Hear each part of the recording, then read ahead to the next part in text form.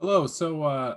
In this lecture, which is going to be our last lecture for sure on stereochemistry before we move on to other topics in the course, this last lecture it can be pretty fun if we want it to be.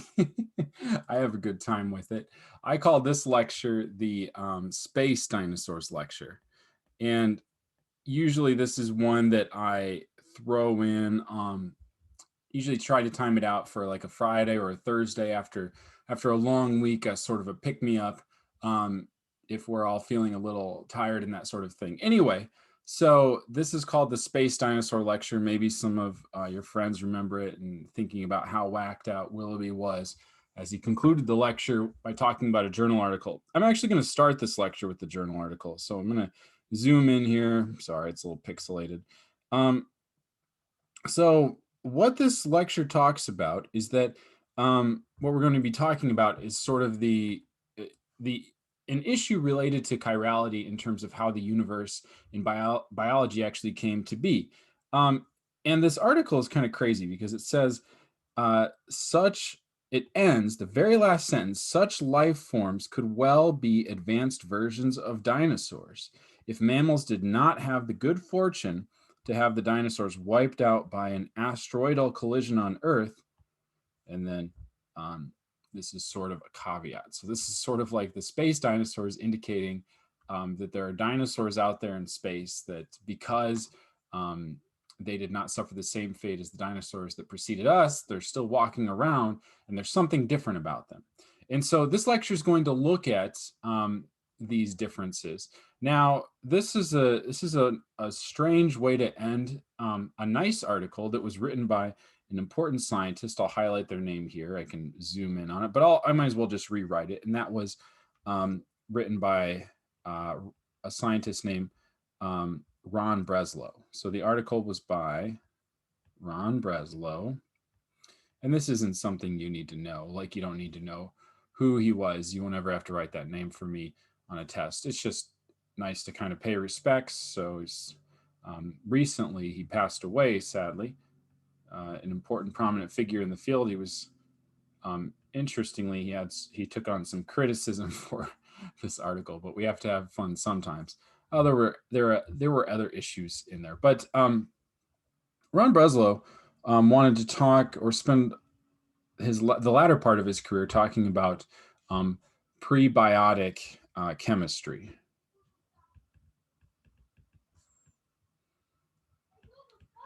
So prebiotic chemistry is before life chemistry. I'm just writing it here in case I went too fast on that previous slide. So prebiotic chemistry is research in chemistry that occurred before life, before life arose on this planet, I should clarify, before life, with special focus on chemistry that could have led to life as we know it.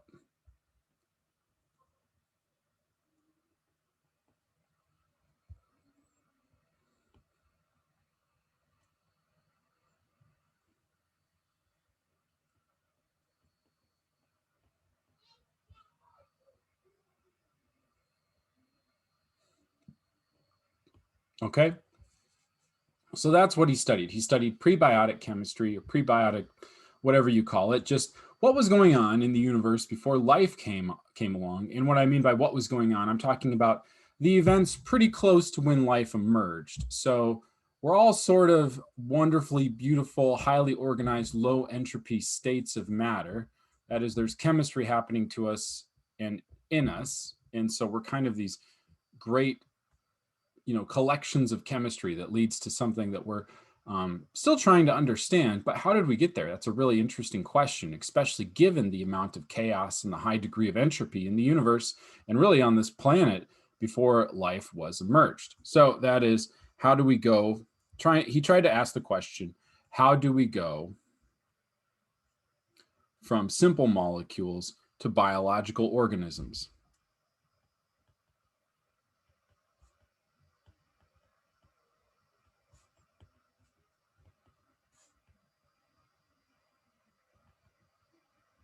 Okay. So, what kind of emerges from these studies is a really interesting topic that now is directly related to the things that we've been talking about in this section of the course called stereochemistry. So, the focus of this lecture is going to be on homochirality. And I'm going to put it in the context of Breslow's article and his research by talking about its origins so that you can see why it's important. So, homochirality says, or describes mostly, it's a property of a collection of molecules. And this is a property of a collection of molecules. And what is that property specifically?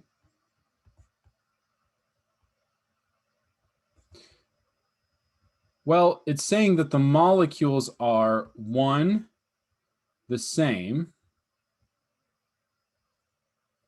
and by the same, they are also chiral.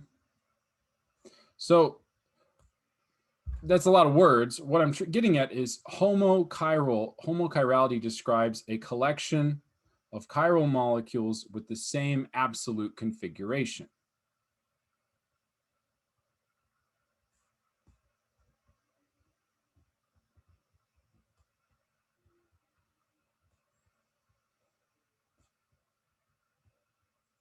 And if you have the same absolute, you also have the same relative configuration.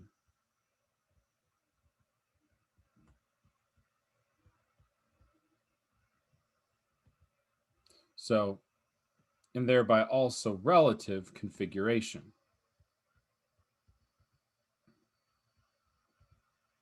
Let me be a little bit more specific and try to clarify this some. Let's say we have this molecule. We could have a racemic sample or a racemic mixture, where then the ratio of this structure to this structure, these two are stereoisomers of each other, is 1:1. And in particular, these two stereoisomers are enantiomers of each other. Okay, so we could have a racemic mixture, or we could have a homochiral, and it's not really a sample because everything's the same. Or excuse me, it's not really a mixture because everything's the same. Instead, I would like to call it like a sample or a collection. So a homochiral sample would be only one stereoisomer. It could be the wedge or it could be the dash. So homochiral means we only have one stereoisomer. If we could have any stereoisomers, we're only going to have one, whereas racemic is the opposite. We have a 1:1 mixture of enantiomers. I guess opposite's a strong word, but racemic means a mixture of stereoisomers in a 1:1 ratio. Homochiral means a single stereoisomer. And so that's what we wanted to that's what kind of emerged from studies of prebiotic chemistry. Now, the reason why I'm trying to define this term and why I want to be the focus of the last video on stereochemistry is that there are plenty of examples of homochiral samples around us, examples of homochirality. Well, it turns out that the natural carbohydrates, that is sugars, are mostly, let me say it this way, are homochiral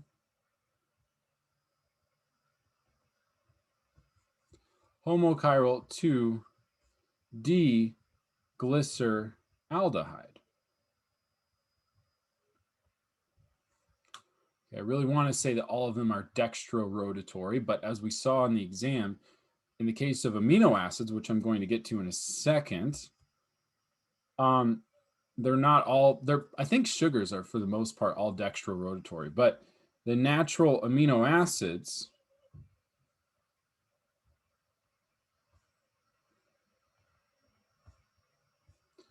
are homochiral to alanine, which is to say, this is the structure of the amino acid alanine. And what I'm saying is that if you draw all of the amino acids and they vary at this position, so this CH3 changes. This is called the side chain if you've taken some biology. So there's some structural differences, but this purple part remains the same amongst or across all of the structures of the naturally occurring amino acids that we use in our body. There are some oddballs that are used as kind of some hormones and some biological systems, but the 20 natural amino acids, as we like to say, have this configuration where when they're drawn in this orientation, the nitrogen is going to be attached at the carbon atom of an amino acid as a wedge. So this is always a wedge. Now, nature is very deliberate about this in that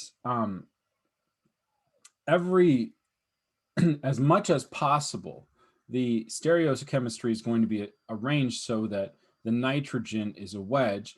And for carbohydrates, which they get more and more complicated, but one or a few of those stereocenters match what is in a simple carbohydrate, glyceraldehyde. Okay, the point is nature does not make racemic carbohydrates or racemic amino acids. It makes single enantiomers of each of the different types of monosaccharides and amino acids, which are then built up into complex carbohydrates and proteins, again, as single enantiomers. Okay. So there's another one, and that is natural nucleic acids. And this is going to be our RNA/DNA. So the RNA and the DNA in biology, in every organism on this planet, is matches again D-glyceraldehyde. So many of the sugars and the amino acids, which just have sugars in them, are dextrorotatory. And nature just picks one and goes with it. So only a single enantiomer of each of the amino acids and each of the monosaccharides that build up all of the complex carbohydrates and the nucleotides that build up all of the RNA and DNA on this planet are single enantiomers. And they're not like sometimes they're opposite, like maybe my amino acids are all one configuration. Let's say they're all S and yours are all R. I'm not saying that. I'm saying like all of our amino acids are the same. Okay, so that's a really important thing to carry with us. The idea that naturally occurring molecules are single enantiomers and they're one set configuration. Sometimes it's R, sometimes it's S, but it's always one set configuration for an individual molecule. So that's one perspective I want you to have. Biology makes single enantiomers. Biology is homochiral. So that is a measurement that we've seen over and over again on this planet in life as we know it. Now, let's get to chemistry. That's this class, right? So in chemistry, generating stereocenters is easy.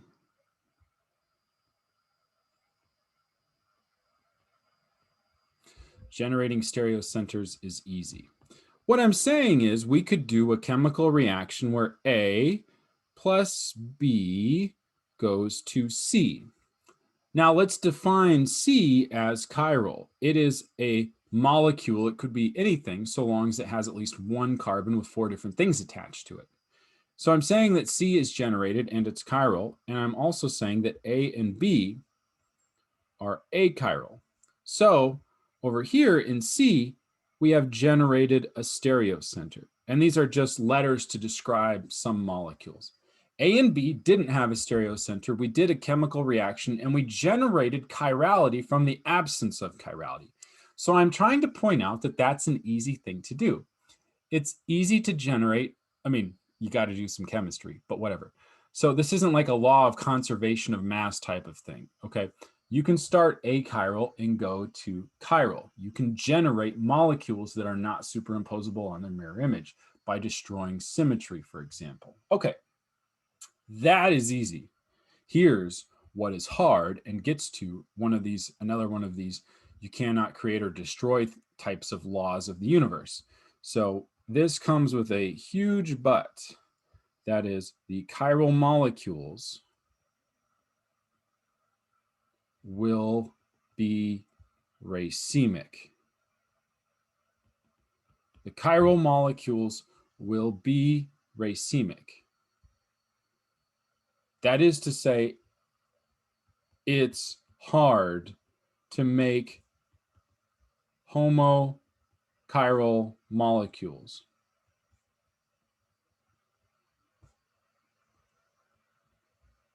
Where we form not only a single stereoisomer, but a single enantiomer. All of the wedges and dashes are set, okay? So again, we can generate chirality. We can make 1, 2, 3, many stereocenters in some chemical reactions from things that had no stereocenters to start with. But making single enantiomers of those chiral things is not only very difficult, it's not possible unless you start with something that has chirality and is a single enantiomer. So actually, to generate single enantiomers,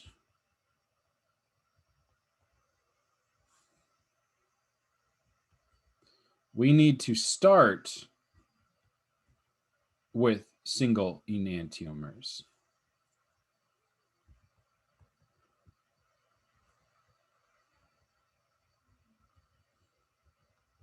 Okay, so here's what I'm saying. Let's summarize this on the next page. If I take A plus B and I mix those together, and they're achiral, I can do a chemical reaction to make something that's chiral, but it will be racemic. That is, the mole or whatever number of molecules I generate, half of them will be one enantiomer, half of them will be the other enantiomer. It's a racemic mixture. What if I want to make a single enantiomer?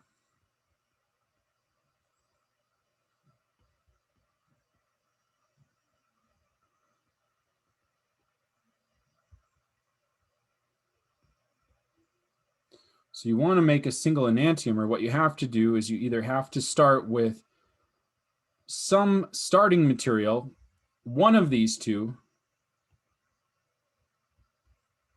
has to be either chiral or, and itself must be a single enantiomer. If you're going to generate a single enantiomer, if you're going to generate a homochiral sample, you need to start with something that is a single enantiomer or homochiral, in which case then you will get C star. And by get, I mean you have the opportunity many times, I won't even say that. You have the opportunity to get a single enantiomer. Sometimes it doesn't work. It's not a guarantee that you will see induction or kind of retention of homochirality. Single enantiomer is now possible.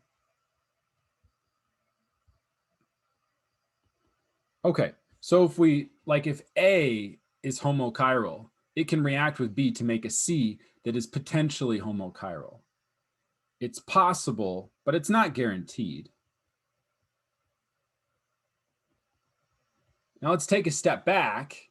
That's hard. It's hard to make a single enantiomer of things, but why is that important? Well, we talked about if you're going to put molecules in your body, if you're going to let molecules interact with the chirality that's in biology, you want to control which of the enantiomers you put in, because one could be quite deleterious, whereas the other one is therapeutic or helpful. Okay, we saw that case with thalidomide. One cured or alleviated the symptoms of morning sickness. The other enantiomer caused birth defects and developmental issues in unborn children. Okay, so clearly we want to be able to control what molecules are going into our body. So this is an issue if we as chemists are struggling to prepare the future medicines in society, and we cannot make single enantiomers unless we're lucky and we find a good single enantiomer to start with. Now there's an alternative strategy. We can use let me write this. Alternatively, we can use homochiral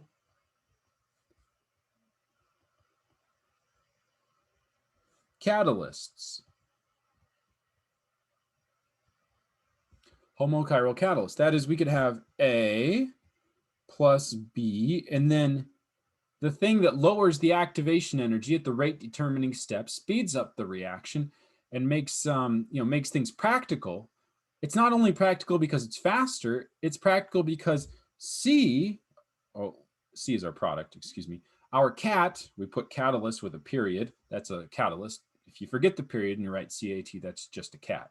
Okay, our catalyst is chiral. So a chiral catalyst. And not only is it chiral, it's homochiral.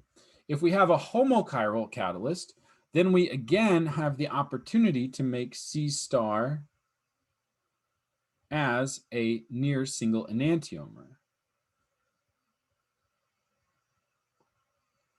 So it's really easy to generate stereocenters. It's really hard to make them with some control. Now, nature does this all the time. So nature uses the catalytic approach.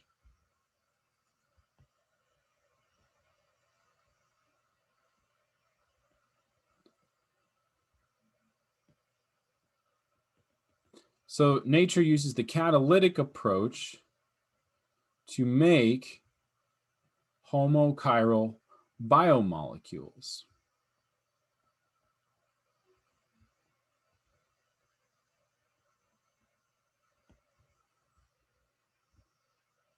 Okay, that's an important concept. So if we're going to generate homochiral biomolecules, we are actually going to use homochiral catalysts that nature develops. So for example, nature would take, this isn't a structure that you have to memorize for me. It's just an example. If you take this structure and you react it with,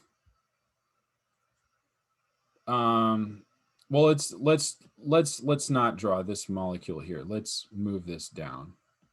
Sorry, I want to make this point. Okay, so nature uses the catalytic approach to make homobiomolecules, and we learned from this and adopted their strategies.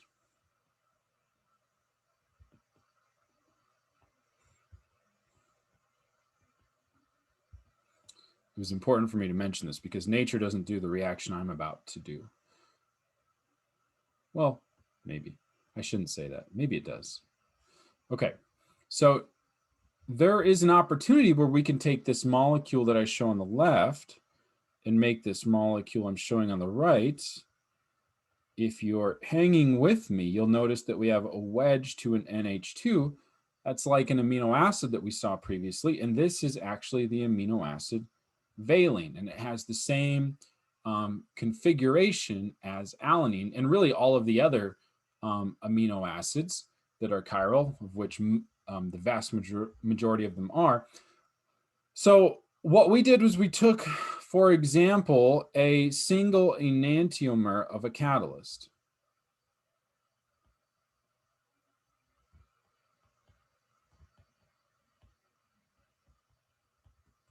For example, the minus stereoisomer.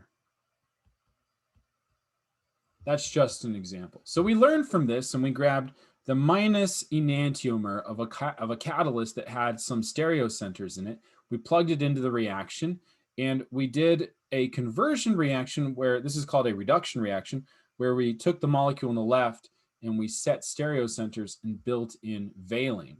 So what's cool about this is the opposite enantiomer of the catalyst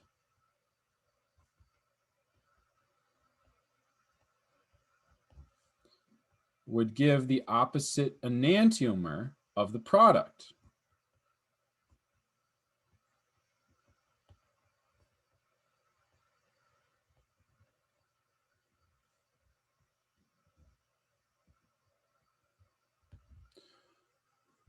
So we have this achiral starting material, and we can form either the wedge or the dash at the stereocenter of the amino acid, depending on which catalyst that we're using. It just so happens that nature uses the catalyst that would give the wedge formalism. So nature does that, and it builds up a single enantiomer of valine. So nature makes single enantiomers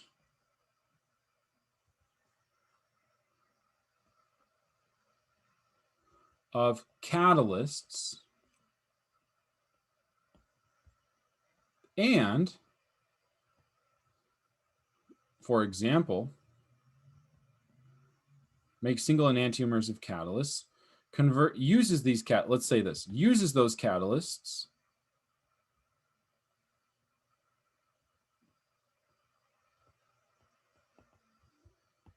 to make single enantiomers of biomolecules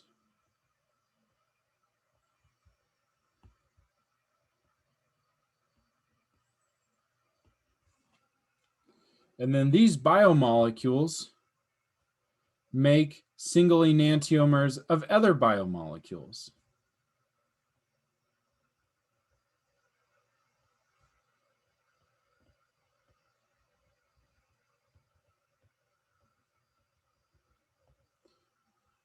Okay, so what we have here is we have this series of events that happens.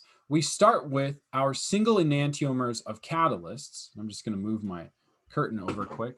We have these single enantiomers of catalysts, much better, that generate single enantiomers of biomolecules.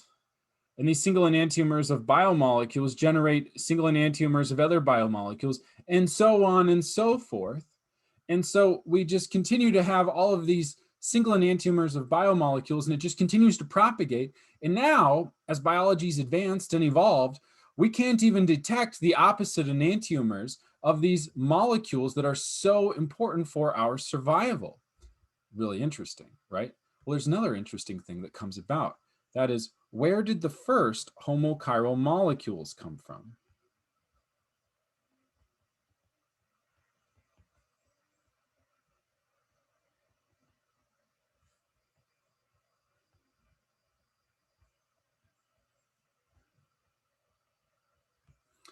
Okay, where did the first ones come from? We have a chicken and the egg situation. Homochirality generates homochirality generates homochirality. To be more specific, an enzyme builds the amino acids that lead to the proteins that lead to the enzymes that build more amino acids. And maybe it's not just amino acids. These other enzymes that were made from our first amino acids make more carbohydrates. Anyway, a long series of events, all starting with something that was homochiral, and it continues to be, that homochirality continues to be passed on through generations. Biology is really good at this. If they have an opportunity to start with something homochiral and generate something homochiral, biology is very good and highly evolved to make sure that it maintains chirality in the majority of its instances. So when I said it's not guaranteed in biology is really good at this, and it's almost guaranteed. Okay, so where did the first homochiral molecules come from? That leads to a really important concept for us as biological citizens of Earth, and that is the origin of homochirality in the universe. There's an issue. Where did this come from? Did this spawn from the ashes of early Earth, or the ashes, spawn from the dust of early Earth? How unsettling those conditions were. Where did we get these molecules? Maybe they came from somewhere else in space. There are a lot of really interesting hypotheses about where we got our first molecules for life. And there's an idea, there's a lot of really interesting hypotheses, and they're related. Some of them are related to the article I shared at the beginning. Now, what I want to do is introduce you to an experiment called the Miller Urey experiment. Now, in the Miller Urey experiment, these two scientists took water and they took methane and they took ammonia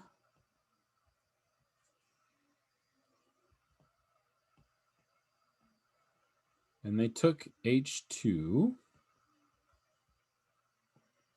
Okay. These are gases or molecules on early Earth.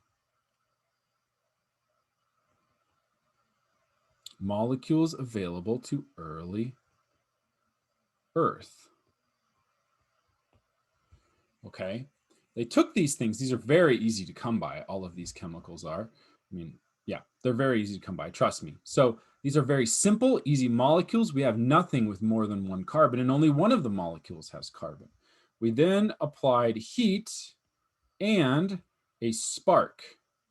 This is to simulate the conditions on Earth, which we could imagine it would be hot as a planet is cooling. It would be hot, and there would be violent weather. And so the availability of lightning, lightning is abundant. So there's a lot of lightning and there's a lot of heat.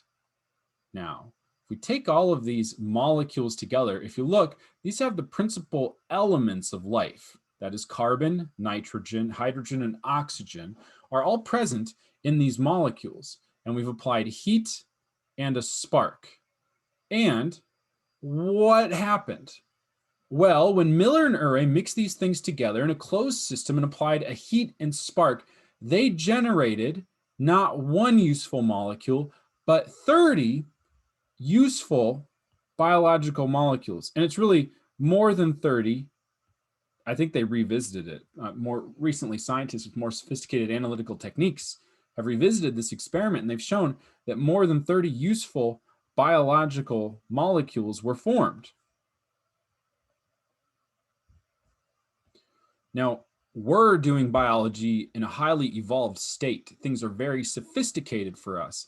This is long before evolution had a chance to really start applying selective pressure for the survival of an organism. Okay, so these are just bare bones reactions, and we're getting greater than 30 useful biological molecules. And what I'm saying is these examples are precursors to things that are very familiar to us, precursors to amino acids and carbohydrates. If you have amino acids and carbohydrates, you can start to build things that can replicate. Okay. Now, what I want to think through though is these things had stereocenters. Chirality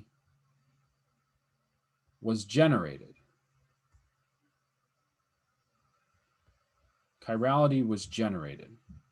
Again, that's easy. It's easy to build something where there's a carbon with 4 different things attached to it. Chirality was generated, but everything was racemic. Everything was racemic.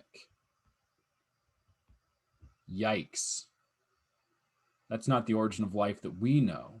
In fact, if we try to take a racemic mixture of amino acids, we're not going to get working proteins. We're going to get very confused biology. Same thing with sugars. If we have the wrong enantiomers of our sugars, there's some parable about Alice in Wonderland. She goes through the looking glass, everything's a mirror image. It's a wonderful analogy to stereochemistry.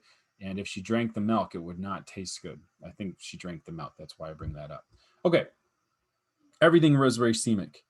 So what that was from one experiment, but the experiment was so powerful because it showed how really easy it is to generate these biologically useful molecules, hyper sophisticated structures, stereocenters galore, carbon building blocks everywhere, all with just heat, spark, and 4 simple molecules. Okay, everything was racemic though. Where did it come from? Additionally, in 1969, a meteorite hit Australia. Now, on that meteorite, scientists went in to look and they found that there were many precursors to biological molecules, and everybody freaked out. They're like, life as we know it exists out there. Now, I'm not saying it doesn't, but let's think about how significant it is. If you can take a flask, spark it, heat it with simple molecules, and get a bunch of biologically relevant things in just one experiment, 30 biologically important molecules, more than 30. That is incredible. Now, if a meteorite strikes the planet and these gases are out in space, not everywhere, but close to many places, and there's heat and there's lightning in many places around the universe, how surprised are we that a meteorite would hit planet Earth and have several biologically relevant molecules on it? I'm not so surprised unless they're single enantiomers, unless things are impacting Earth and are homochiral. And guess what? That wasn't the case. They were racemic. We had Miller-Urey experiments happening from wherever that meteorite originated. They're happening all over the universe. Okay, we're building these molecules very quickly and very efficiently, but we're not building them as single enantiomers, and that's what's required for life. So that's when it gets really fun to kind of be a graduate student in organic chemistry and sit back and think with your colleagues that want to obsess over organic chemistry for the rest of your life. Where did chirality, homochirality that is, where did homochirality originate along the time scale of things? We had the Big Bang to get us going. We have planets cooling. We have Miller-Urey experiments happening everywhere. There are precursors to amino acids everywhere in this universe. But when and how and why did they all of a sudden start to become single enantiomers?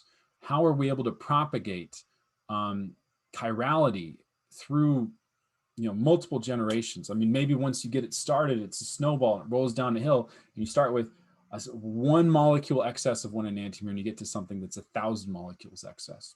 Anyway, really great things to talk about, but that's where I'll leave us at the end of chirality, thinking about maybe there's some planet out there that uses the opposite enantiomers of the various biomolecules, and maybe dinosaurs, biology evolved to produce dinosaurs, but the dinosaurs were not wiped out and they're hyper intelligent, just as highly evolved space dinosaurs, just as Ron Breslow indicated they might be. Anyway, hope you enjoyed it.